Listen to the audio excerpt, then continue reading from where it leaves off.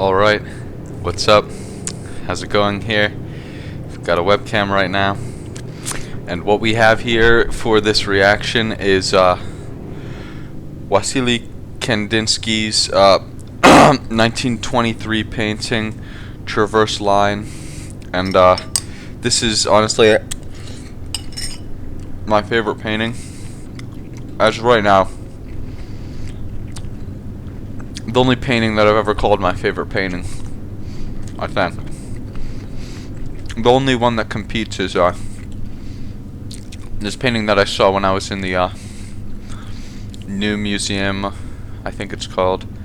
I have a lot of these open. The new museum in Germany. Oh no, museum. No, the old museum. I'm sorry. I believe that's where it was and what it was called, but I don't remember who painted it. I don't think it's anybody particularly famous, but that's up there. But right now, I know the title of this one. I had to look that up. We're here right now. We're here reacting. Art criticism reaction. This is oil on canvas. I said that this time. And let's get into this reaction. We start off here. Notice a big stretched cross next to something that looks like the sun.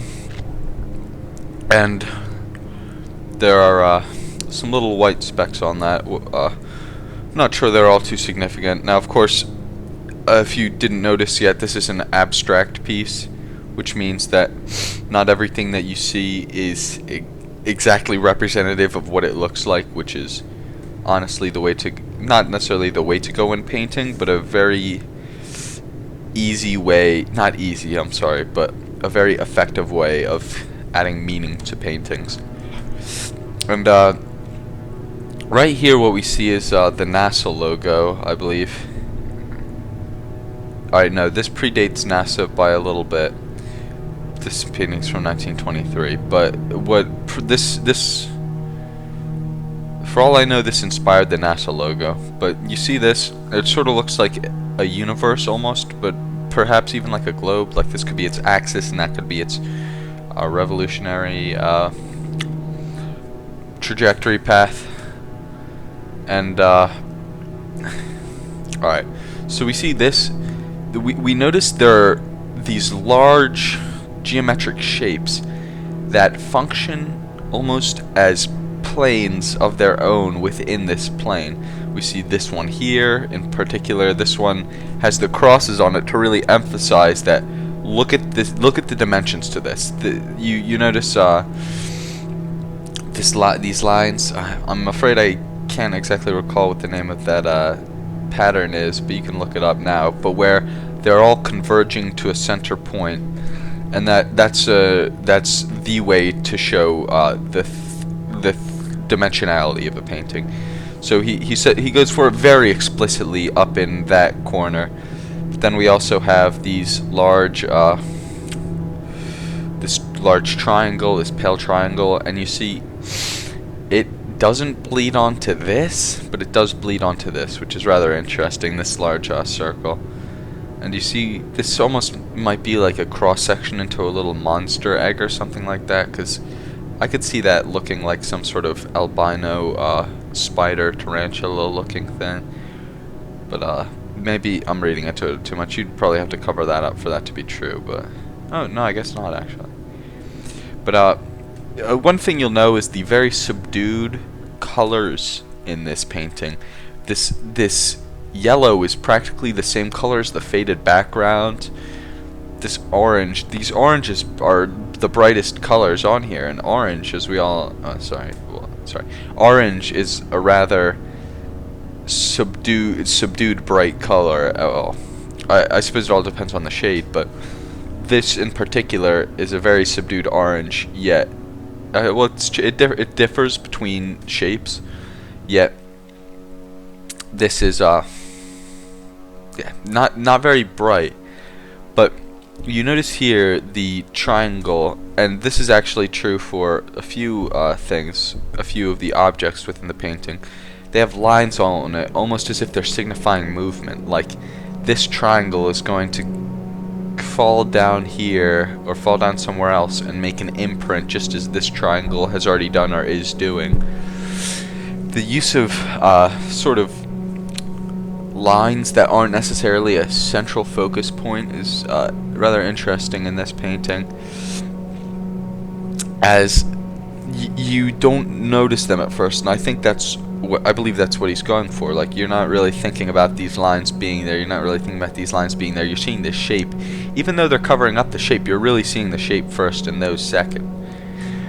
And like, for example, this line, and all these lines are on the topmost plane within the painting, not referring to the dimensions, well, kind of referring to the dimensions there, but not the absolute planar dimension. I'm sorry if I'm being confusing. These. So these are all in the forefront, yet they don't take up our mind like the background does. And over here we see within these two big things a lot of round semicircle looking things, but only really within these two. There's some roundness here, there's some circles around, but really that almost looks like some sort of a cotton swab or something like that. Oh, pillow, very strikes me as pillowy. Now, moving on, this little aspect right here is my favorite part of the painting, as it strikes you as an eyeball even though it is clearly not an eyeball. And I feel like that's what not all abstract art, but that's what I really enjoy in abstract art, where it's clear that they were going for something, yet they intentionally made it clear that that's not what it is.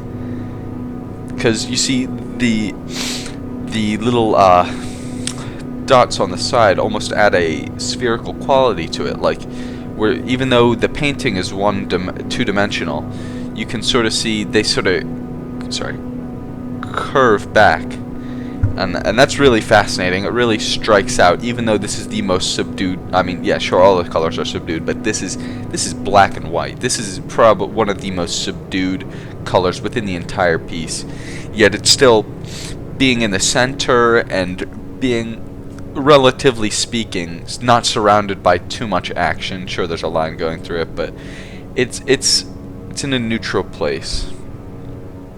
But it's just very fascinating. And this little thing, of course, maybe that's representative of some antiquated view of the sky, where it's like, okay, we all live in one big bubble universe, but maybe it's just a circle with a few dots in it. And over here, I didn't get too far into this. I hope that this is going to be something I definitely return to in the future as I learn more about interpreting art, but a lot of pillowy shapes in here, and I really enjoy that. And this certainly strikes you as some sort of spider of sorts, but who knows. Thank you very much for watching. This was my reaction to Wassily Kandinsky's 1923 painting Traverse Line, oil on canvas. Thank you very much.